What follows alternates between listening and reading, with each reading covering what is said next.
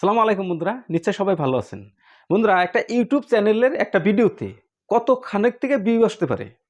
আপনার browse feature থেকে view আসতে পারে, নোটিফিকেশন থেকে ভিউ আসতে পারে, আপনি শেয়ার করেছেন সেখান থেকে ভিউ আসতে পারে। এরকম করে অনেক ফিচার্স আছে। কিন্তু আমরা যে প্লেলিস্ট বানাইতে পারি, সেই প্লেলিস্টের থেকেও কিন্তু আমাদের ভালো পরিমাণের ভিউ আসতে পারে।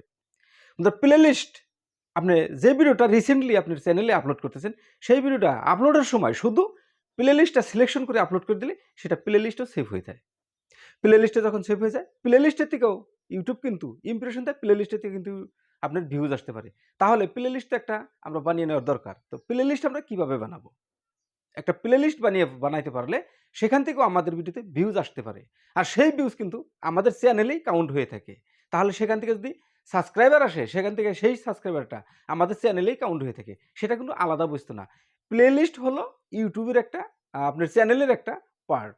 যে পার্টে যদি সাবস্ক্রাইবার, ওয়াচ টাইম ও ভিউজ যদি কাউন্ট হয়ে থাকে, সেই কাউন্ট আপনার চ্যানেলের জন্যই প্লাস পয়েন্ট হয়ে থাকে। তাহলে আমরা একটা প্লে লিস্ট বানানোর অত্যন্ত জরুরি। নিশ্চয়ই আমরা একটা প্লে লিস্ট বানাবো। তাহলে প্লে লিস্ট আমরা কিভাবে বানাবো? বন্ধুরা, ভিডিওটা লক্ষ্য করুন, আমি স্ক্রিনটা শেয়ার করছি। বন্ধুরা, আমরা সর্বপ্রথমে কোথায় চলে যাব? আমাদের ইউটিউবের হোম পেজে চলে যাব। ঠিক আছে, আমি ইউটিউবের হোম পেজটা বের করে নিচ্ছি। ইউটিউবের হোম পেজে চলে এলাম। ইউটিউবের হোম পেজে চলে আসার পর এই যে নিচে যে ডাইন পাশে আপনার লোগো দেখাইবে, আপনি সেই লোগোতে একটা ক্লিক করে দিবেন। লোগোতে ক্লিক করে দেওয়ার পর আপনার সামনে এরকমের ইন্টারফেস আসবে। এখানে ভিউ চ্যানেল, আপনি ভিউ চ্যানেলে ক্লিক করে দিবেন।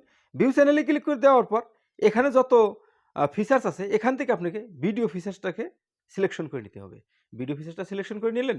ভিডিও যখন আসবে আপনার চ্যানেলের সম্পূর্ণ ভিডিও যখন এখানে দেখাবে, আপনি যে ভিডিওটাই প্লে লিস্টের সাথে অ্যাড করতে চান, সেই ভিডিওর ডান পাশে যেটা 3 ডট আছে, আপনি 3 ডটে একটা ক্লিক করে দিবেন।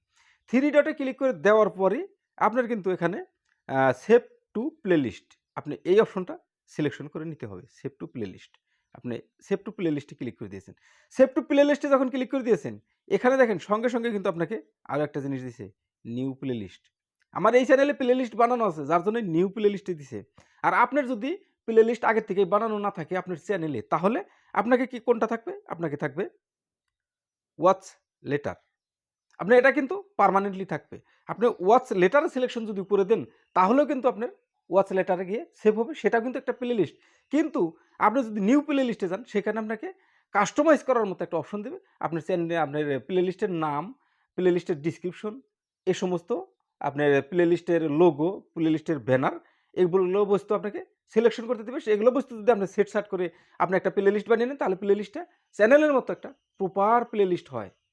সেই জন্যই আমরা এই নিউতে ক্লিক করে দিব।